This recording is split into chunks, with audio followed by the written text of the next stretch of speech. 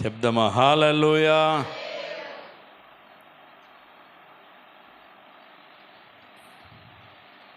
గడిచిన దినములన్నీ ప్రభు తన ఉచితమైన కృపలో మనలందరినీ కాపాడి ఈ రాత్రి మనందరం కలిసి మరొకసారి ఈ సిలువ జ్ఞాన కొడుకులో ఈ విధంగా మనం ప్రభును స్తుతించడానికి, ఆయన నామమును గణపరచడానికి ఏ యోగ్యత అర్హత మనకు లేనప్పటికీ ప్రభు మనలను ప్రేమించి ప్రభు పాద సన్నిధిలో మనందరం కలిసి ఇటు విధంగా ప్రభును స్తుతించడానికి, ఆరాధించడానికి ఆ ప్రభిచ్చిన సమయాన్ని బట్టి మరి స్తుతి, ఘనత, మహిమ, ప్రభావములు ఆయనకే చెల్లునుగాక. ఈ రాత్రి కూడి వచ్చిన మీ అందరికీ ఆ మొట్టమొదటిగా ప్రత్యేక వందనాలు. వర్షం ఏమి కొట్టు పోసేయలేదు, ప్రవాహం వల్లే మన ఈదిలోకి ఏమి రాలేదు. అయినా జనాలు అంచిక్క హ్యాపీగా నిద్రవుతున్నారు. మందిరంలో ప్రార్థనకు కూడా చాలామంది వర్షం ఏదో గాలి వచ్చింది, చినుకులు వస్తే గట్టిగా వస్తుందని నేను ఇసుకపొడి బయలుదేరేటప్పటికి వాళ్ళు ఫోన్ చేసి, అయ్యో మా ఇంటికాడ వర్షం వచ్చేస్తుంది, ఎవరో రారండి బాబాయ్ గారు, ఇవాళకి మా ఇంటికాడ వద్దన్నాడు అతను. అందరూ కావాలి మా ఇంటికాడ, ఈ వర్షం అంకని కొంతమంది రారేమో అయ్య గారు, మళ్ళా వేరే రోజు పెట్టుకుందాం, ఈ రోజుకి చర్చిలో మేము ప్రార్థన చేసుకుంటాం అన్నారు. ఓకే, నేను రావట్లేదని ఇలా వచ్చేసాను.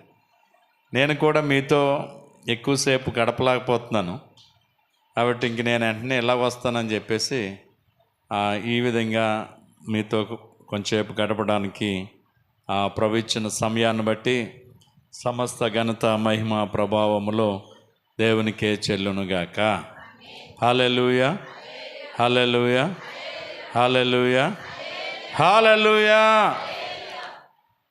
చాలా భయంకరమైన దుర్దినాలు ఉన్నాం. మరి రాకడ ఎప్పుడు అంటున్నాం కానీ ఇప్పుడే వచ్చేద్దాం అనిపిస్తున్నట్టు ఉంది. ప్రపంచ యుద్ధం, 3వ ప్రపంచ యుద్ధం జరిగిపోయే పరిస్థితులు కనబడుతుంది. ఓ దేశానికి మరి ఈ యుద్ధం పాగుతుంది. కాబట్టి అది ఏమవుతుందో కూడా అర్థం కాని పరిస్థితులు ఉంది. అమెరికా తగ్గట్లేదు, ఇజ్రాయెల్ తగ్గట్లేదు, ఇరాను మీరేం చేసినా కానీ నేను తగ్గనంటున్నాడు. ఇప్పుడు ప్రస్తుత అధ్యక్షుడు ఆడు కూడా గాయపరచబడ్డాడు, రష్యాలో వైద్యం పొందుతున్నాడు ఎవరికి తెలియకుండా. కాబట్టి ఏదేమైనా చాలా భయంకరమైన దుర్దినాలు ఉన్నాం. కాబట్టి ఎవరికి వాళ్ళుగా నిద్రపోయి సోమరితనం కలిగి ఉండే రోజులు మాత్రం కావు. పేతురు రాసిన పత్రికలో 5:8 వచనంలో చెప్పబడ్డట్టుగా మన విరోధి అయినటువంటి అపవాది చాలా వేగంగా పావుదులు గలుపుతున్నాడు. తాను ఏర్పరచుకున్న వారందరినీ, దేవుడు ఏర్పరచుకున్న వారందరినీ ఎలాగైనా పాడు చేయాలని మన మీదే దాడి మొదలు పెట్టడానికి ప్రయత్నం చేస్తున్నాడు. కాబట్టి నిబ్బరమైన బుద్ధి గలవారై మెలకువ కలిగి ఏం చేయండి అంటున్నాడు? ప్రార్థన చేయాలి. మెలకువ కలిగి ప్రార్థన చేయాలి. ప్రతి ఒక్కరూ తినేసి నిద్రపోదామంటే కుదరదు. ఎప్పుడు మెలకొచ్చిన మోకాల మీద పడి ప్రార్థన చేయాలి. అలాగే ఏ ఇంట్లో అయితే ప్రార్థన ఉంటుందో ఆ కుటుంబం, ఆ బిడ్డలు రక్షించబడతారు విపత్తు నుంచి, ఉగ్రత నుంచి. ఏ ఇంట్లో అయితే సోమరితనం ఉంటుందో వాళ్ళందరూ నష్టం చూస్తారు. జరగబోయే దినాలు అటువంటివి. అందుకని ఎవరికి వాళ్ళకి ఏమై ఉండాలి తెలుసా? మెలకువ కలిగి ఉండాలి. ఎంత చెప్పినా ఆ నష్టం కలిగినోడికే బాధ తప్ప కనవ వాళ్ళు వీళ్ళు అలాగే చెప్తారు, మనం అందరం గుడికొస్తామని భయపెడుతున్నారు పాస్టర్ గారు అనే వాళ్ళు కూడా ఉన్నారు నన్ను. అందుకే నేను చెప్పడం మానేశాను. చాలామంది బాధపడుతున్నారు, వాళ్ళు ఇబ్బంది పడుతున్నారు, వాళ్ళకే తెలుసు ఎంత ఇబ్బందులు కలుగుతున్నాయో. కనుక శోధకుడు చాలా వేగవంతంగా మనల్ని శోధించడానికి తిరుగుతున్నాడు. వాడిని ఎదిరించాలంటే ఒకటి ప్రార్థనే తప్ప ఇంకెందు కత్తి కర్ర ఏం చేయదు. ఒక ప్రార్థనే కావాల. ఆ ప్రార్థన ఆయుధాన్ని సరైన రీతిలో ఉపయోగించగలిగితే ఎలాంటి దురాత్మ అంధకార శక్తులైనా యేసు నామములో ఏం చేయబడతాయి తెలుసా? లయపరచబడతాయి. కాబట్టి ప్రతి ఒక్కరూ ప్రార్థించే వాళ్ళకి ఉండాలని ప్రభు పేరిట నేను మీకు మనవి చేస్తూ ఉన్నాను. ఈ రాత్రి ప్రతి రాత్రి క్రమముగా మార్కు సువార్తలోంచి కొన్ని వాక్యాలు మనం జ్ఞానం చేస్తున్నాం. ఈ రాత్రి కూడా ఒక వాక్యాన్ని మనం జ్ఞానం చేసుకుందాం. మార్కు సువార్త 14వ అధ్యాయం 26వ వచనం నుండి 31వ వచనం వరకు ఈ రాత్రి వాక్యాన్ని మనం చదివి జ్ఞానం చేద్దాం. అంతట వారు కీర్తన పాడి ఒలీవల కొండకు వెళ్ళిరి. అప్పుడు యేసు వారిని చూచి, మీరందరూ అభ్యంతరపడెదరు, గొర్రెల కాపరిని కొట్టుదురు, గొర్రెలు చెదరిపోవునని రాయబడి ఉన్నది కదా. నేను లేచిన తర్వాత మీకంటే ముందుగా గలిలయలోకి వెళ్ళుదనను. అందుకు పేతురు, అందరూ అభ్యంతర పడినను నేను అభ్యంతర పడనని ఆయనతో చెప్పగా, యేసు అతనిని చూచి, నేటి రాత్రి కోడి ముమ్మారు కుయ్యక మునుపే నీవు నన్ను ఎరగనని ముమ్మారు చెప్పేదవని నీతో నిశ్చయముగా చెప్పుచున్నానెను. సరిగ్గా మరీ ఖండితముగా నీతో కూడా సావవలసి వచ్చినను నిన్ను ఎరుగనని చెప్పనను. అంతటి వారందరూ అక్కడ ఆ విషయాన్ని విని ఆందోళన చెందినట్లుగా కనబడుతుంది. యేసు క్రీస్తు ప్రభువారు తన శిష్యులను తీసుకుని ఒలీవల కొండకు వెళ్ళటం అలవాటు ఆయనకి. ఒలీవల కొండకి వెళ్ళటం, ఒలీవల తోటకు వెళ్ళటం, అక్కడ మోకాళ్ళు అనటం, ప్రార్థన చేయటం ఆయనకి వాడుకట. ఎక్కడ? ఒలీవల కొండ మీద, ఒలీవల తోటలో యేసయ్య మోకాల్లోని ప్రార్థన చేయటం ఆయనకి వాడుక. కాబట్టి శిష్యులందరినీ ఊరిలోకి వెళ్ళినప్పుడు ఎక్కడికి తీసుకుని వెళ్ళిపోయేవాడు తెలుసా? ఆయన కొండ మీదకి వెళ్ళిపోయేవారు. వీళ్ళ కొండ మీద అందరూ కలిసి ఏం చేసేవారు తెలుసా? ప్రార్థన చేసేవారు. దేవునికి స్తోత్రం చెప్దాం. అయితే ఆ రోజు ఒక కీర్తన పాడి ఒలీవల కొండకు వెళ్ళారట. వెళ్ళిన తర్వాత యేసు ప్రభు వాళ్ళతో ఒక విషయాన్ని చెప్తున్నాడు. ఏంటి విషయమో తెలుసా? ఇదిగో మీరందరూ నా విషయంలో ఈ రాత్రి ఏం పడబోతున్నారో? అభ్యంతర పడబోతున్నారు.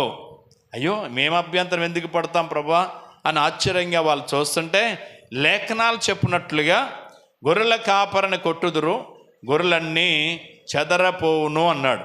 లేఖనాలు చెప్పినట్లని లేఖనాలను వాళ్ళకి జ్ఞాపకం చేస్తున్నాడు. యేసు క్రీస్తు ప్రభువారు ఈ లోకములో జన్మించక మునిపే ప్రవక్తలైన వారు ప్రవచించినటువంటి లేఖనాల భాగాల్లో రాయబడ్డ మాటలు యేసు క్రీస్తు ప్రభువారు ఆ రాత్రి వాళ్ళకి జ్ఞాపకం చేస్తున్నారు.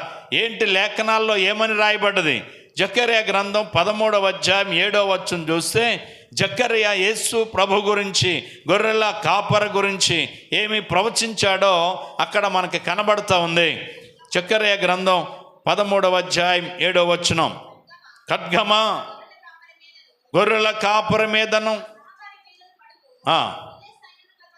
ఇదే సైన్యములకు అధిపతగు యెహోవా వాక్కు, గొర్రెలు చెదరిపోవునట్లు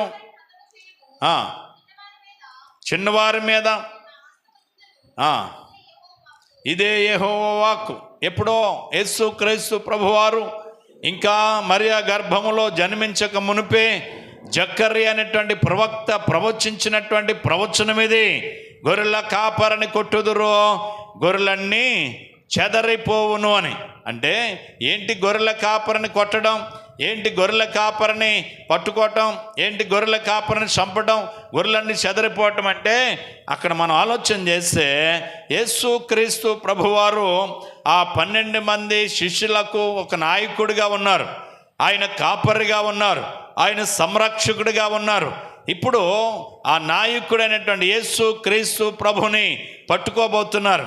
ఆయన పట్టుకుని చెరసాలకు తీసుకెళ్ళబోతున్నారు, అధికారుల యొద్దకు ఈడ్చుకెళ్ళబోతున్నారు. అక్కడ ఆయన సిలువేస్తారు, కొరడాలతో కొడతారు. ఈ విషయం జరగబోతుంది. ఎప్పుడైతే వారి నాయకుడైనటువంటి యేసు క్రీస్తు ప్రభు వారిని పట్టుకుంటారో అక్కడున్న 12 మంది శిష్యులు అంటే ఏమైపోతారని ఉందో తెలుసా?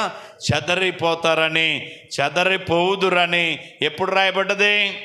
యేసు క్రీస్తు ప్రభు ఇంకా పుట్టక మునిపే జకర్యా అనేటువంటి ప్రవక్త ప్రవచించాడు. గట్టిగా దేవునికి స్తోత్రం చెప్దాం. నిజంగా యేసు క్రీస్తు ప్రభు ఈ లోకములో పుట్టక మునిపే యెషయా ప్రవచించాడు. 9వ అధ్యాయం 6వ వచనంలో ఏం రాయబడ్డది?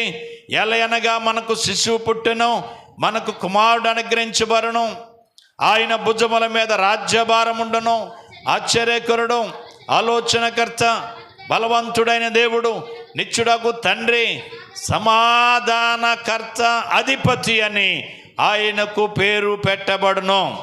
ఎప్పుడు? యేసుక్రీస్తు ప్రభు ఇంకా పుట్టక మునిపే మనకు ఒక శిశువు పుట్టబోతున్నాడు, మనకు ఒక కుమారుడు అనుగ్రహించబడబోతున్నాడు. ఆయన భుజముల మీద ఏముంటుంది? రాజ్యభారం. ఆయన ఆశ్చర్యకరుడు, ఆలోచనకర్త, నిత్యుడగు తండ్రి, సమాధానకర్త, అధిపతి అని ఆయనకు పేరు అని యేసు పుట్టక మునిపే యెషయా ప్రవచించాడు. గట్టిగా దేవునికి స్తోత్రం చెబుదాం. ఇవన్నీ లేఖనాల నెరవేర్పు కొరకు లేఖనాల ప్రవక్తలు ప్రవచించారు. దేవుడు ఆ ప్రవక్తల ద్వారా జరగబోయే సంగతులు తెలియజేశాడు. ఆ సంగతులన్నీ తెలియజేయడం మరి నెరవేర్పు జరగడానికి కోసమే 2026 సంవత్సరాల క్రితం ప్రభు అయిన యేసు క్రీస్తు ఈ లోకానికి రావటం జరిగింది. దేవునికి స్తోత్రం చెబుదాం. ఆయన వచ్చుట ద్వారా యెషయా ప్రవక్త ప్రవచించిన ప్రవచనం ఏమైందో తెలుసా?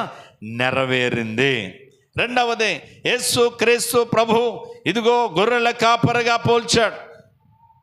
గొర్రెల కాపరి ఆయనని పోల్చబడ్డది. ఆ గొర్రెల కాపరిని కొట్టుదురు, ఖడ్గము గొర్రెల కాపరి మీద పడును, గొర్రెలన్నీ ఏమవుతాయి తెలుసా? చెదరిపోవునని ఎప్పుడో జకర్యా ప్రవచించినటువంటి ప్రవచనం ఒలీవల తోటలో యేసు క్రీస్తు ప్రభువారు లేఖనములలో చెప్పినట్లుగా ఈ రాత్రి నా విషయంలో మీరేమబోతున్నారు?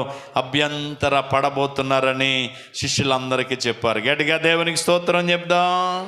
ఏంటి ప్రభువా, నీ విషయంలో మేము ఎందుకు అభ్యంతర పడతాం? నీ విషయంలో మేము అభ్యంతర పడమే. నీకోసం అన్నీ విడిచిపెట్టొచ్చాం, నీకోసం అన్నీ వదులుకొని వచ్చాం.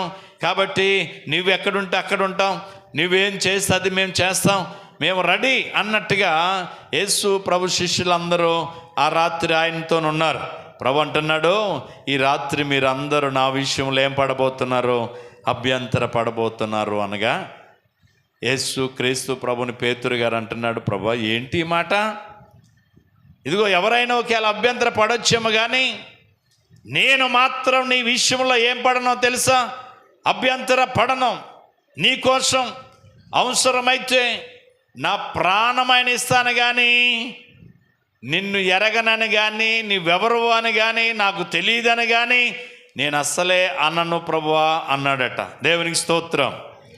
యేసు ప్రభు అన్నాడు, పేతురు ఈ రాత్రి కోడి ముమ్మారు కుయ్యక మునుపు నన్ను ఎరగనని నువ్వు ముమ్మారు చెప్పేదవని పేతురుతో నిశ్చయముగా చెప్పుచున్నానన్నాడట.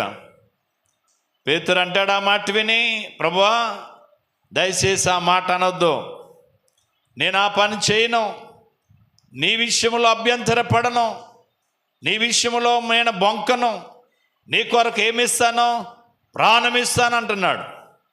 ఒక సంగతి రాత్రి ఆలోచన చేసి ముగిందాం. పేతురు గారు ఆ విధంగా చేస్తాడని యేసు ప్రభుకి ఎలా తెలుసు? ఏమండి, పేతురు బొంకుతాడని, బొంకినప్పుడు కోడు కోస్తుందని యేసు ప్రభుకి ఎలా తెలుసు? దీన్ని బట్టి మనకేమర్థమవుతుంది? మనం మనుషుని యొక్క స్వభావం ఏంటో మనకు తెలియదు, మనుషుని యొక్క ఆలోచన ఏంటో మనకు తెలియదు, హృదయంలో మనుషుడు ఏం ఆలోచించుకుంటున్నాడో మనకు తెలియదు. మన ఎదుటిగుండగా మనం ప్రేమ కోరుతాడు, మన ఎదుటిగుండగా మనకు సమాధానాన్ని కోరుతాడు, మన ఎదుటికుండగా మనల్ని దీవిస్తాడు, అవతలకి వెళ్ళి శపిస్తాడు మనుషుడు. మనుషుని యొక్క మనసు మనం ఎవరము ఎరగలేం. ఎరుగుదురా ఎవరైనా? నేనేం ఆలోచిస్తున్నానని చెప్పగలరా? పోనీ మీరేం ఆలోచిస్తున్నారో నేను చెప్పలేను. ఒకవేళ నా గురించి మీరేమని చెప్పగలరా? మీరు చెప్పలేరు. పేతురు గురించి యేసు ప్రభు అంటున్నారు, ఈ రాత్రే నన్ను ముమ్మారు బొంకుతావు పేతురు, నువ్వు బొంకిన తర్వాత కోడి కోస్తాది పేతురు అన్నాడు. ప్రభువా, నీ కొరకు సావవలసి వస్తే చస్తాను కానీ నిన్ను ఎరగనని నేను అనమంటే అనను అన్నాడు. దేవునికి స్తోత్రం, హల్లెలూయా. ఆ పేతురు మాట మీద నిలబడ్డా? మాట ఏ విధంగా తప్పాడు తర్వాత భాగంలో మనం నేర్చుకుందాం. ఈ రాత్రి ఒక సంగతి నేను మీకు జ్ఞాపకం చేస్తాను. యేసు క్రీస్తు ప్రభువారు మనుషుని యొక్క అంతరంగ స్వభావమును ఆయన ఎవరు అనంటే ఎరిగిన దేవుడు. దేవునికి స్తోత్రం. ఏమెరిగిన వాడాయన? మనుషుని యొక్క హృదయంలో ఏ ఆలోచన చేస్తున్నామో, ఏం ఆలోచించుకుంటున్నామో, ఏమి సనుగుతున్నామో, ఏది మనలో ఉందో ఎవరు ఎరిగను? దేవుడు ఎరుగును. ఆయన హృదయములను ఎరిగిన దేవుడు. అందుకే పేతురు మనస్సును ఎరిగి, ఇదిగో పేతురు ప్రాణం పెట్టొద్దు, అసలు అంతవరకు వద్దులే కానీ ఎరగనని నన్ను బొంకుతావు ఈ రాత్రి. నువ్వు 3 సార్లు బొంకిన తర్వాత కోడి కొక్కురోని మన కోడి కోస్తుందయ్యా. కోడి కుయ్యక మునుపు అంటే కోడి తెల్లవారుజామున కోస్తుంది. తెల్లారకుండగానే ఈ రాత్రే అంటే తెల్లారిందంటే మరో రోజులోకి వెళ్ళిపోతాం. ఆ రోజులోకి వెళ్ళక మునిపే నువ్వేం చేస్తావు తెలుసా? నన్ను బొంకుతావు పేతురు అన్నాడంట ప్రభు. ప్రభువా, ఆ సంగతి నాకు మరుగవునుగాక, నేను అలా చేయను, నీ కొరకు ఏమి ఇస్తాను? ప్రాణం ఇస్తాను అన్నాడు. ప్రభు అన్నాడు, అస్సలు ఎట్టి పరిస్థితిలో అది జరగదు అన్నాడు. ఎవరి మాట నెగ్గింది? ఎవరి మాట నెగ్గింది చెప్పాలా? ఎవరి మాట నెగ్గింది? దేవుని మాట నెగ్గింది. ఎందుకంటే పేతురు బొంకేశాడు. ఈ రాత్రి నేను ఒక మాట మీకు చెప్పదలిచాను. దేవుడు ఏమెరిగినోడు? మనుషులుగా మనం ఏమెరిగినోళ్ళం? అమ్మ, పై రూపం ఎర్రగా ఉన్నాడు, మంచి బాగున్నాడు, మహేష్ బాబులాగా ఉన్నాడు, నేను చేసుకోబోవాడు మంచి బాగున్నాడు అని అనుకుంటాం పిల్లలు. మరి కుర్రోళ్ళు అనుకుంటారు, అబ్బా నేను చూసిన పిల్ల సౌందర్యలాగా ఉంది, చాలా బాగుందండి, ఇంక నేను ఆ పిల్లని చూసొచ్చిన కాడి నుంచి ఆ పిల్లనే చేసుకోవాలనుకుంటున్నానండి అంటాడు. ఆడికి ఆ పిల్ల ఎలా కనపడుతుంది? సౌందర్యలా కనపడుతుంది.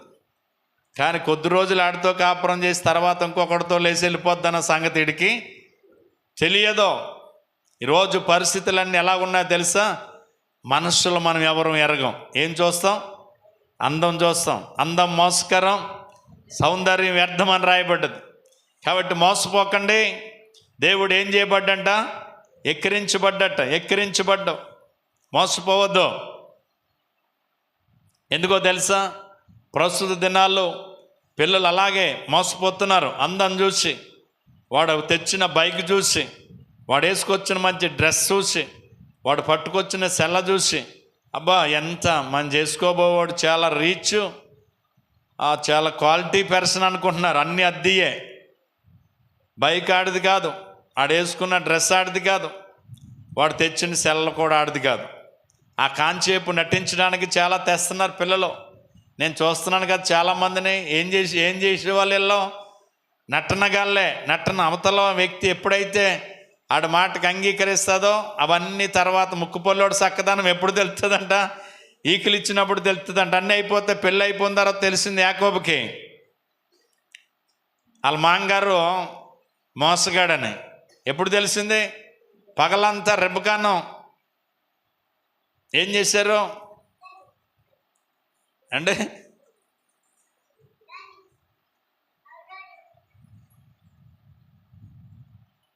పగలంతా ఏం చేశారు? చిన్నవంటి రాహేల్ని పెళ్లి కూతురి కింద అడావడి చేసి తిప్పారు. యాకోబు మురిసిపోయాడు, నేను కావలసిన దాన్ని నేను చేసుకోబోతున్నానని. కానీ ఆ రాత్రి పెళ్లి టయానికి పెళ్లి కూతురు మారిపోయింది. ఇంతకీ ముసుగేసి తీసుకొచ్చారు. మన క్రైస్తవ వివాహంలో ఏమేసి తీసుకొస్తారు? వేదిక మీదకి ముసుగేసి తీసుకొస్తారు. ఆ ముసుగేసినప్పుడే మార్చేశాడు యాకోబు కూతురుని. పెద్ద కూతురు లేయ జబ్బు కలుదంట. రేజగట్లు అంటారు చూడండి, పగటాల వాళ్ళ కళ్ళు సరిగ్గా కనిపించవు, రేత్రి కనబడతాయి. రేజగట్లో అనమాట. పాపం రేత్రి పెళ్ళికి ముసుగు తీసేటప్పటికి ఎవరో పెళ్ళి అయిపోయినాక ఆ రాత్రి చూశాడట. తీరా చూస్తే ఎవరున్నారు తెలుసా? లేయా ఉంది. పెళ్ళి అయిపోయింది. మరి రేత్రి ఏం చేద్దాం? తప్పదు, ఇంక పొద్దుట్లేసి యాకోబు దగ్గరికి వచ్చాడు. యాకోబు వచ్చి తన మేనమామ దగ్గర, ఏంటయ్యా నాకు చేసింది నువ్వు? నేను ఎవరి కోసం నీకు దగ్గర పాలిదానం చేశాను? 14 సంవత్సరాలు కొలువు చేశాను నీకు చిన్న కూతురి కోసం. ఏమి రూపాయి పుచ్చుకోలేదు. నువ్వు పెళ్లి చేసేటప్పుడు ఏంటి ఎలా మార్చేశావు? రాహేల్ని మానేసి లేయాన్ని నాకు ఇచ్చి ఎందుకు పెళ్లి చేసావు అన్నాడు. మా ఇంట వంట లేదురబ్బాయి, పెద్దోళ్ళకి అవ్వకుండా చిన్నోళ్ళకి చెయ్యం, మా సంప్రదాయం ఇది. కాబట్టి పెద్ద పిల్లకి పెళ్లి చేయాలా, తర్వాత చిన్నపిల్లకి చేస్తాం. నువ్వు కాదుకూడదంటావా? ఇంకో 7 సంవత్సరాలు పాలిదానం చేయి, చిన్నదానికి కూడా నీకే ఇచ్చి పెళ్లి చేస్తానన్నాడట. ఇంకా ఆ పిల్లంటే ఇష్టం వాడికి. కాబట్టి ఇంకో 7 సంవత్సరాలు ఏం చేశాడు? పాలిదానం చేశాడు. అంటే మొత్తం ఎన్ని సంవత్సరాలు ఊరికే పాలిదానం చేశాడు ఆ పిల్ల కోసం? 3 ఏళ్ళు, 21 సంవత్సరం అండి. పెళ్లి చేశాడు. చిన్నపిల్లని కూడా పెళ్లి చేసుకున్నాడు. కానీ రాహేలుకు పిల్లలు లేరు. లేయాకి వెంటనే పిల్లల్ని ఇచ్చాడు దేవుడు. ఇదేంటా విచిత్రంగా ఉంది? నేనంటే ఇష్టపడి నా భర్త నన్ను పెళ్లి చేసుకోవడానికి ఇన్ని సంవత్సరాలు పాలిదానం చేశాడు, నాకు పిల్లలు కలగట్లేదు, నా అక్కకే పిల్లలు కలిగారు, అందరం మేము దేశించింది. లేయ జబ్బు కలిది, మేమందరికి ఇష్టం కాంది, దానికి పిల్లలు కలిగారే. నేను ఆశ్చర్యపోరు అందరం. ఒక సంగతి మనం గమనించాలి. లేయ అంటే అందరికీ అయిష్టం, సరైన ఆరోగ్యవంతురాలు కాదు. కానీ ఆమె ఎవరికిష్టం చెప్పాలా? ఎవరికిష్టం? అందుకే రాహేలు గర్భాన్ని ఆఫ్ చేసి ఎవరి గర్భాన్ని తెరిచాడు? ముందు లేయా గర్భాన్ని తెరిచాడు దేవుడు. చక్కని బిడ్డలను దేవుడు లేయాకి ఇచ్చాడు. నా ప్రియ సహోదరి సహోదరులారా, మనం దేవుని చిత్తాన్ని ఎరిగివారమై ఉండాలి. దేవుని చిత్తాన్ని ఎరగాల. నీకు చాలా విచిత్రమైన సంగతి ఒకటి చెప్తాను.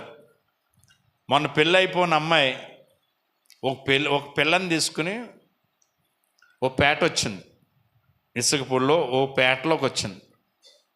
పేటలోకి వచ్చి ఆ పేటలో కుర్రోడు ఉన్నాడు, పెళ్లి కానాడు. ఏమండి, ఈ పెళ్లి కాని ఈ కుర్రోడు, ఇదిగో ఈ పిల్లల్ని నేను కంటా కారణం, కావాలితే మీరు DNA టెస్టులు చేయించండి, అది కాకపోతే ఇక్కడి నుంచి వెళ్ళిపోతాను, లేకపోతే ఆడనే నాకు ఇచ్చి పెళ్లి చేయండి అంటుంది. మొగుడు ఉన్నాడు.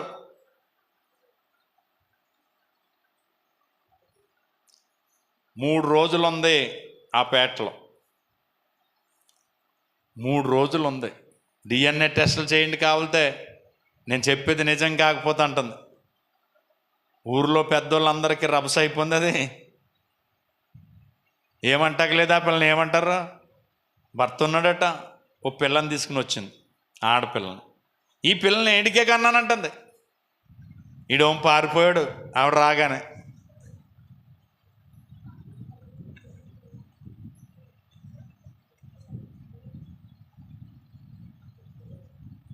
ఎంత చాలా భయంకరమైనటువంటి పరిస్థితులు కదా. ఆ తర్వాత 3 రోజులకి మొత్తం మీద నేను తీసుకొస్తే ఆ బొమ్మకాడెట్టు కుడిహాడంట మంచిని. ఎందుకు వచ్చావు ఇక్కడికి, నిన్ను ఎవడు రమ్మన్నాడు ఇక్కడికని.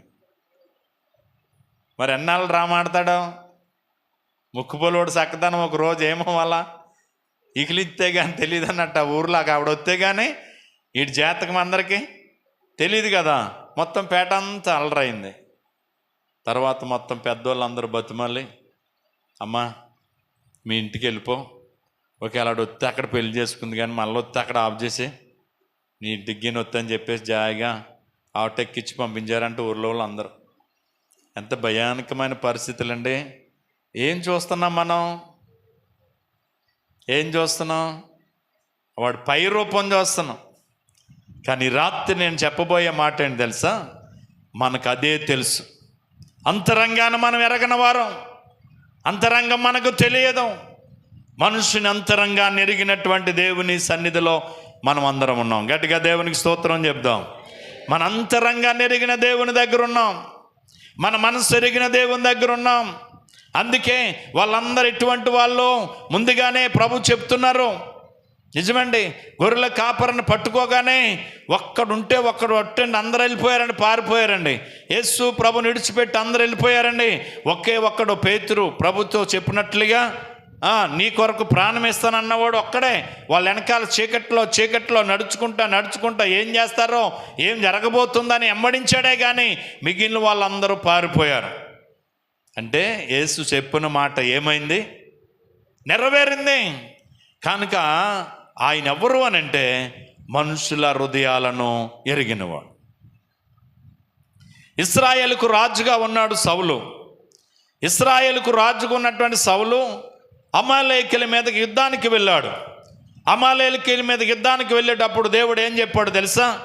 ఇదిగో సౌలు, అమాలేకీయుల మీదకి మీరు యుద్ధానికి వెళుతున్నారు, ఆ దేశము శపితమైంది, మీరు ఆ దేశంలో ఏది ముట్టుకోవద్దు, ఏది తేవద్దు, అన్నిటిని అగ్ని చేత ఏం చేయండి, కాల్చేయండి అని చెప్పాడంటే దేవుడు. కానీ సౌలు తన సైనికులందరికీ ఏం చెప్పాడో తెలుసా? ఒరేయ్, ఆ దేశంలో బలిచిన గొర్రెలు, బలిచిన ఎద్దుల్ని మీరు చంపకుండా అంతాపురానికి తోలికి రండి అన్నాడట. ఏం చేయమన్నాడు? ఎందుకు బలిసిన ఎద్దులు, బలిసిన గొర్రెలు ఎందుకు? వధించుకు తినటానికి. కొవ్వు పట్టినవి, కొవ్వు బలిసినవి తిండి అన్నాడట. తినడానికి ఉపయోగకరంగా ఉంటాయని. దేవుడేమో శపితమైంది ముట్టొద్దు అన్నాడు. ఈయనేమో అన్నాడేమో తెలుసా, సైనికులకి బలిష్టమైన పట్టుకొచ్చి పెట్టమన్నాడు. అంతాపురానికి తోలుకొచ్చేసారు. కనబడ్డ ఎద్దునల్లా, ఆవుని, గొర్రెలను, బలిసిన వాటన్నిటిని, కొవ్వు పట్టిన వాటిని అంతాపురానికి తోలుకొచ్చారు. అవి అంబా అని అంతాపురంలో ఏం చేస్తున్నాయి? అరుపులు అరుస్తున్నాయి. వెంటనే దేవుడు సమూయేలు ప్రవక్తకు ప్రత్యక్షమయ్యాడు. సమూయేలు, ఇదిగో ఇశ్రాయేలు రాజు అయినటువంటి సౌలు నా మాటను తిరస్కరించాడు, నేను చేయొద్దన్న పని చేశాడు. ఇదిగో అమాలేకీయుల మీద యుద్ధానికి వెళ్ళినప్పుడు ఏది తేవద్దన్నాను, కానీ అన్నిటిని తెచ్చి అంతాపురంలో దాచాడు. నువ్వు అర్జెంటుగా వెళ్ళి నాకు రాజుగా ఉండటానికి అతడు తగదు, అతన్ని సింహాసనం మీద దించే అన్నాడట. అయ్యి బాబు ఇదేంటా? గబగబా పరిగెట్టాడు. మొదటి సమూయేలు గ్రంథం 15వ అధ్యాయంలో రాయబడి ఉంటుంది, 22వ వచనంలో ఏమంటుందో తెలుసా? సౌలు తాను సెలవిచ్చిన ఆజ్ఞను ఒకడు గైకొన్నట్లు దహన బలులను అర్పించుట వలన సంతోషించిన ఆలోచించుము. బలులు అర్పించుట కంటే ఆజ్ఞను గైకొనుట మేలు, పొట్టేల క్రొవ్వు అర్పించుట కంటే మాట వినటం శ్రేష్టం. ఎవడికి కావాలి నీ బళ్ళు? దేవుని మాట వినలేదు, నువ్వు దేవుని మాటను తిరస్కరించావు. ఇదిగో దేవుడు చేయొద్దన్న చేసావంటే నేనేం చేశాను అన్నాడట. మరి ఏంటి ఆ అరుపులేంటి, ఆ ఎద్దులు రంకెలేంటనంటే దేవుడికి బలిద్దామని తెచ్చాను అన్నాడట. ఏంటి దేవుడికి బలిద్దాక దేవుడి శపితమైనవి తేవద్దంటే అవి తెచ్చిస్తావా? దేవుడికి అర్పణ ఇవ్వడానికి ఎదుటివాని చేలో దొంగతనం వేసి అర్పణ అట్టుకొస్తావా? అది దేవునికి ఇష్టమా? కాదే. సౌలు చేసిన పని దేవునికి అయిష్టమైంది. వెంటనే అతడు ఉండటానికి కుదరదు అన్నాడు దేవుడు. వెంటనే ఎక్కడికి వెళ్ళమన్నాడు తెలుసా? యెషయా ఇంటికి వెళ్ళమన్నాడు. యెషయా ఇంటికి వెళ్ళి యెషయా కుమారుల్లో ఒకరిని నాకు రాజుగా అభిషేకించమన్నాడు. మొదటి సమూయేలు గ్రంథం 16వ అధ్యాయంలో మీరు చూస్తే రాజుగా అభిషేకించమన్నాడు. యెషయా వెంటనే తైలపు కొమ్ము, మరి సమూయేలు తైలపు కొమ్ము తీసుకుని యెషయా ఇంటికి వెళ్ళాడు. యెషయా ఆశ్చర్యపడ్డాడు, మీరు వచ్చుట రాక నాకు ఏంటి అని అడిగితే, నేను వచ్చుట నీకు మంచిదని చెప్పాడు. ఏంటి ప్రభు, ఏంటి చెప్పండి అయ్యా అని చెప్పి ఎదురెళ్ళి యెషయా కంగారు పడుతుండే, కంగారు పడొద్దు, దేవుడు నన్ను మీ ఇంటికి వెళ్ళమన్నాడు, మీ కుమారుల్లో ఒకరిని రాజుగా అభిషేకించమన్నాడు, దయచేసి మీ కుమారులు ఎవరున్నారో వాళ్ళు నా దగ్గరకు తీసుకురామని చెప్పాడు. ఇప్పుడు యెషయా చాలా సంతోషించాడు. ఎందుకంటే యెషయాకు మొత్తం 8 కుమారులు. ఎంతమంది అండి? 8 కుమారులు. అందులో 7 కుమారులు సైన్యములో సైనికులు, మిలిటరీలు, జాబాలు. అందులో చివరివాడు చదువుకోలేదు. చివరివాడు పని ఏంటి తెలుసా? తండ్రికి గొర్రెలు ఉన్నాయి, ఆ గొర్రెలను కాయటమాడి పని. ఇది వాళ్ళ కుటుంబం. కాబట్టి నా కుమారుల్లో ఒకడు సైనికుడిగా ఉన్నారు 87, కానీ అందులో ఒకడు ఏమవ్వబోతున్నాడు? రాజు కాబోతున్నాడనే విషయం విని చాలా సంతోషించాడు యెషయా. కానీ తీరాబోష్ జరిగిన విషయం ఏంటో ఆలోచన చేద్దాం. వెంటనే యెషయా ఆ కుమారులను తీసుకొచ్చాడు. మొదటివాడు అబినాదాబును తీసుకురాగానే సమూయేలు అతని గురించి ఏం చెప్తున్నాడో తెలుసా? తీసారా? అతడు ఎర్రని వాడును, చాలా ఎత్తు, లావుగా, చూచుటకు ఎలాగున్నాడు తెలుసా? సుందరమైన వాడిగా ఉన్నాడు. అది కాదు నేను చెప్పేది, పైన. అది అబినాదాబ్ అంటే పై భాగంలో ఉంటుంది. సెలవిచ్చాను, అతని రూపమును ఎత్తును నువ్వు లక్ష్య పెట్టొద్దు. చూడండి, మనుషులు లక్ష్య పెట్టి వాటిని యెహోవా లక్ష్య పెట్టడం. నేను అతన్ని ఏం చేశాను తెలుసా? త్రోసివేసి ఉన్నాను. మనుషులు పై రూపం చూస్తారయ్యా, నేను యెహోవా ఏం చూస్తాడో హృదయమును లక్ష్య పెట్టును. గట్టిగా దేవునికి స్తోత్రం చెబుదాం. హల్లెలూయా. యెషయా ఇంటికి వెళ్ళాడు. సమూయేలు తైలపు కొమ్మట్టుకుని కూర్చున్నాడు. యెషయా పెద్ద కొడుకు వచ్చాడు అబినాదాబును చూసి, అబ్బా చాలా ఎత్తుగా లావుగా ఉన్నాడు, ఎర్రని వాడుగా ఉన్నాడు, ఇతడైతే ఇశ్రాయేలుకు రాజుగా సరి అయిన వాడుగా ఉన్నాడని తైలపుకం పట్టుకెళ్ళి గబగబా దులుపుతున్నాడట. తైలం పట్టలేదు. సమూయేలు ఏం చూస్తున్నావు? నువ్వు ఎత్తు చూస్తున్నావు, అతని లావు చూస్తున్నావు, అతని అందము చూస్తున్నావు, నువ్వు అతని పై రూపమును లక్ష్య పెడుతున్నావు. ఇదిగో నేను హృదయాన్ని లక్ష్య పెట్టేవాడను, నేను వాళ్ళని కోరుకోలేదు, నాకు అల్లొద్దు అన్నాడట. అలాగ 7 వరుసగా తీసుకొస్తే నాకొద్దు అన్నాడట దేవుడు. వీళ్ళెవ్వరిని కోరుకోలేదట. యెషయాని పిలిచి సమూయేలు అడుగుతున్నాడు, ఇంకా ఎవరైనా ఉన్నారా మీ కుమారులు ఒకడు అంటే? ఉన్నాడండి, కరసారిపోడు, ఆడు గొర్రెలను కాసుకుంటున్నాడు. ఎవడు? గొర్రెలను కాసుకుంటున్నాడు, ఉన్నాడు, కరసారిపోడు ఉన్నాడండి. ఒకడు ఎదవండి, ఆడికి చదువు అబ్బలేదండి, వాడు గేదెలను కాసుకుంటున్నాడండి, ఆడు గొర్రెలను ఇలాగ మాట్లాడతారు కదా మనం కూడా. బల్లోకి వెళ్ళండి, ఎదవండి బాబు, ఆడు మాట్లాడండి, అసలు లోపడేవాడు కాదండి బాబు వాడు. ఇదిగో పెద్దోడు ఎంతగా చదువుకున్నాడే, పిల్ల ఎంతగా చదువుకుందా, వీడు అసలు మాట్లాడండి బాబు, వీడు ఇంకా ఏమి చేయలేక నేను ఇంకా నా గేదెలు ఆడికి అప్పగించానండి, నా గొర్రెలు ఆడికి అప్పగించానండి. అయ్యి బాబు ఏళ్ళు పనికిరానప్పుడు ఆడు అసలే పని చేయడండి అంటున్నాడంటే యెషయా. ఓరు బాబు, మీ కుమారుల్లో ఒక్కరిని అన్నాడు దేవుడు, నేను కూర్చుంటాను, వాడిని కూడా పిలువనంపించు అని చెప్పి సమూయేలు ఆ ఇంటికాడే కూర్చున్నాడట. వెంటనే పొలంలో ఎడారిలో గొర్రెలు కాస్తున్నటువంటి దావీదు దగ్గరికి మనిషిని పంపాడంట యెషయా. మనిషిని పంపితే ఆ వ్యక్తి తీసుకుని వస్తున్నాడు. అతడు ఇంటిలోనికి రాగానే, ఎవరండి? పశువులు కాసుకుని గొర్రెలు కాసుకున్నటువంటి గొర్రెల దొడ్డులో నుంచి వస్తున్నటువంటి దావీదు అలా ఇంటిలో అడుగు పెట్టగానే సమూయేలు అతని గురించి అంటున్నాడు. ఏమన్నాడు తెలుసా? అతని ఎర్రని వాడును, చక్కని నేత్రములు కలిగిన వాడును, చూచుటకు ఎలాంటి వాడో తెలుసా? సుందరమైన వాడు అన్నాడు. నేను మొన్న ఈ మాట వాక్యం చెప్తూ, పెళ్లి కూతురు దగ్గరికి వెళ్ళినప్పుడు చూసినప్పుడు పళ్ళు వరుస చూస్తారో, కళ్ళు ఎలాగున్నాయో చూస్తారో, ఏదో పైకి మనం పైన మేకప్ వేసేసుకున్నంత మాత్రాన్ని నచ్చరమ్మా. ఏం చూస్తారు? పళ్ళు వరుస చూస్తారో, కళ్ళు చూస్తారో, నడక చూస్తారు, నీ గుణ లక్షణాలు కనిపెడతారు వచ్చిన వాళ్ళు. అందుకే 4-5 వస్తారు. ఏమనుకున్నారు? పెళ్ళి కూతుర్లుగా సిద్ధపడే వాళ్ళు జాగ్రత్త సుమన్నాను. పళ్ళు వరుస చూస్తారా అంటుందో పిల్ల. మరి పళ్ళు వరుస చూడరా? ఎత్తు పళ్ళు, గెలికి పళ్ళు, అయ్య బాబా పళ్ళు అసలు బాగోలేదని అనరా అంటారమ్మాయి. పళ్ళు వరుస చూస్తారు, కళ్ళు కదలికలు చూస్తారు. మెల్లకొన్నా, మామూలు కొన్నా, ఈ గుడ్డు కొన్నా, ఏ కొన్నా కూడా కళ్ళు చూస్తారు. తర్వాత మనస్సును చూస్తారు. ఈ పిల్ల మనసు గర్విష్ఠురాలా, లోబడేస్తుందా? అందుకే ఏం చెప్తారు? అమ్మ కొంచెం నీళ్ళట్టుకొచ్చి ఒక గ్లాస్ ఇవ్వా అంటది. వెళ్ళిన వెంటనే నేను తేను, ఈ బట్టల పాడైపోతాయి, నేను ఇప్పుడే డ్రెస్ వేసుకుని వచ్చాను అంటాదా? ఈ పిల్ల టక్కన వెళ్ళి తెస్తుందా అని చూడడం కోసం టెస్టింగ్లు చేస్తారు. ఏం చేయమంటారు? కొంచెం నీళ్ళట్టురమ్మను, లేకపోతే ఏదో ఒకటి చెప్తారు పెద్దోళ్ళు. అందుకు వస్తారు కూడానే.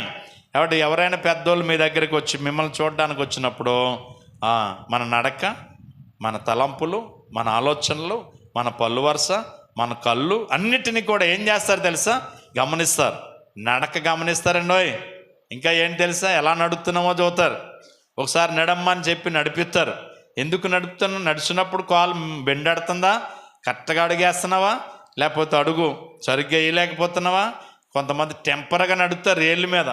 అది గర్వం నడక అన్నమాట. యెషయా గ్రంథంలో ఉంటుంది. కాళ్ళు అంటే ఎలా నడుపుతారు? ఆండ్ర పుల్లిగా ఎదరేళ్ళ మీద నడుపుతారట. ఇలాంటివన్నీ గమనిస్తారనమాట పెద్దోళ్ళు కూడా వెళ్ళినప్పుడు. ఇప్పుడు చెప్పబడేటువంటి వ్యక్తిని కూడా సమూయేలు గమనిస్తున్నాడు. వచ్చే ఆయన్ని సమూయేలు గమనిస్తూ అంటున్నాడు, అతడు ఎవరో తెలుసా? ఎర్రనివాడు. వచ్చేవాడు ఎలాంటివాడు? ఎర్రనివాడు. రెండవది చక్కని నేత్రములు కలిగిన వాడు. అంటే నేత్రాలు కూడా ఎలా ఉన్నాయి? కొంతమంది కళ్ళు చూడడానికి ముచ్చటకుంటాయి, కొన్ని వాళ్ళ కళ్ళు తెరిచి చూసారా మనకు భయం వేస్తుంది. ఎంతెంత గుడ్లు ఉంటాయి. చక్కని నేత్రములంట. ఎవరి?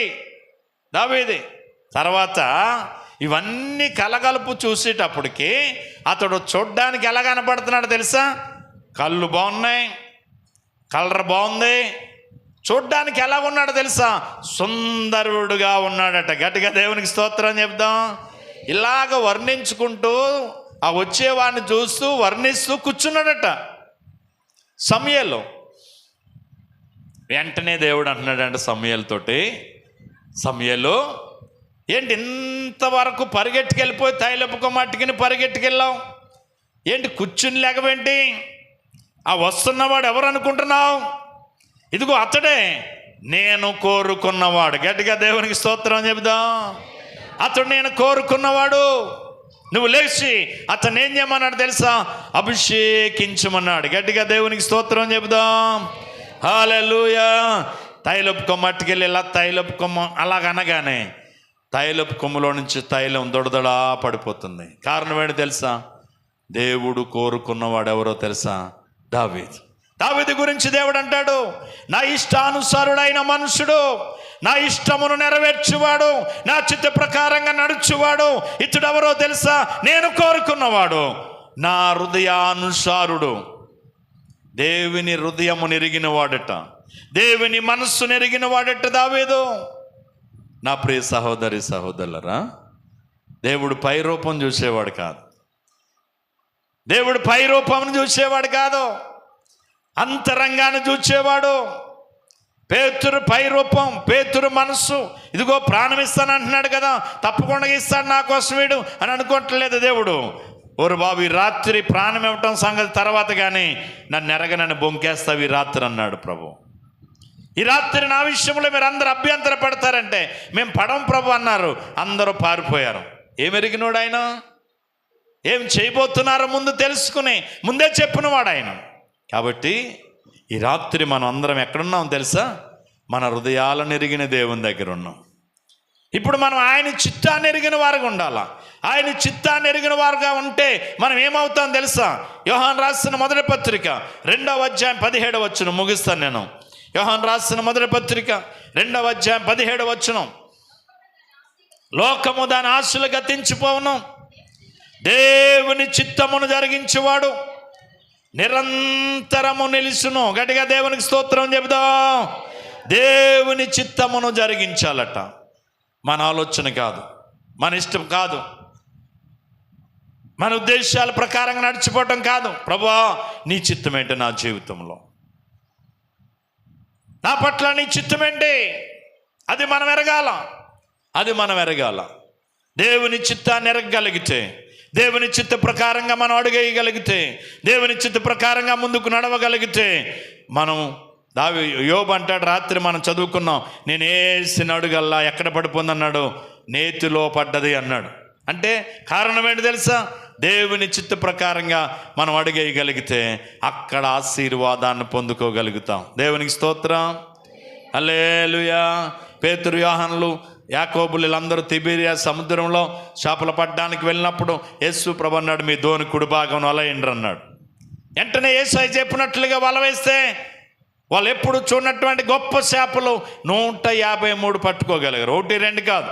ఎలా కట్టుకోగలిగారు, ఎలా పట్టుకోగలిగారు, ఎలా సాధించగలిగారు అని అంటే యేసయ్య మాట ప్రకారంగా వల వేసి. ఈ రాత్రి నా ప్రియ సహోదరి సహోదరులరా, పేతురు మనసు నెరిగినోడు, దావీదు మనసు నెరిగినోడు, సౌలు మనసు నెరిగినోడు,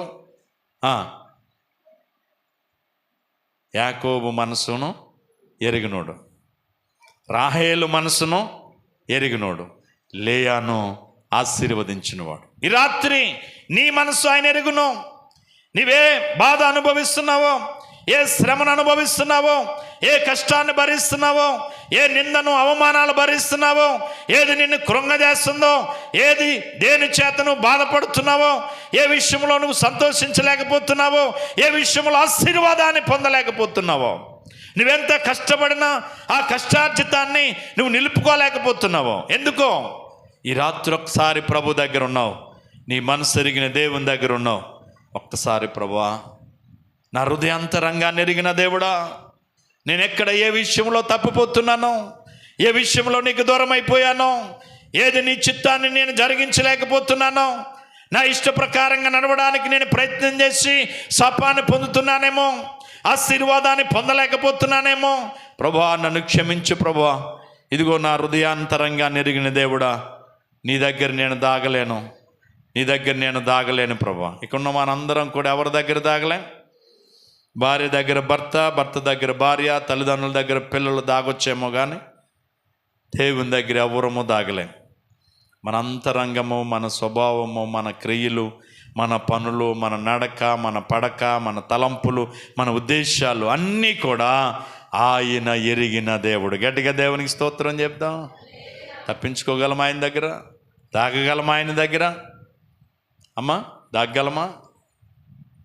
నా దగ్గర నువ్వేదో చెప్పొచ్చు, నేను నమ్మేస్తాను. నేను నీకేదో చెప్పొచ్చు, నువ్వు నమ్మేస్తావు. కానీ అన్నీ తెలిసినోడి దగ్గర మనం అబద్ధం ఆడగలమా? అన్నీ తెలిసినోడి దగ్గర మనం ఏదైనా చెప్పగలమండి? మా ఊరోడు ఉన్నాడు కానీ లేకపోతే చెప్పుతుని ఈ రాత్రి అన్నాడట ఒకడు. వాళ్ళ ఊరోడు ఉంటే ఎందుకు చెప్పడం? మరి వీడి గురించి అంతా ఆడికి తెలుసు కదా, అందుకని అన్నాడని మా ఊరు నుండిపోయాడు, లేకపోతే ఈ రాత్రి చెప్పుతుని మీకు అన్నాడట. ఏం చెప్పకుండా వచ్చేసాడట. ఏం చెప్తాడు? ఎవడో లేకపోతే ఏదైనా చెప్పొచ్చు. మన గురించి అంత ఎరిగినోడు అక్కడ ఉంటే మన పగడ కాల్పాలు పలుకుతున్నాం అనుకోండి, ఆడు ఊరుకుంటాడా? ఒరే చెప్పవలే, నీ గురించి నాకు అంతా తెలుసు, నోరు మూసుకుని వెళ్ళి అంటాడు. తెలియనోడి దగ్గర ఏదైనా చెప్పొచ్చు. ఏమండి? తెలియనోడి దగ్గర ఏదైనా చెప్పొచ్చు.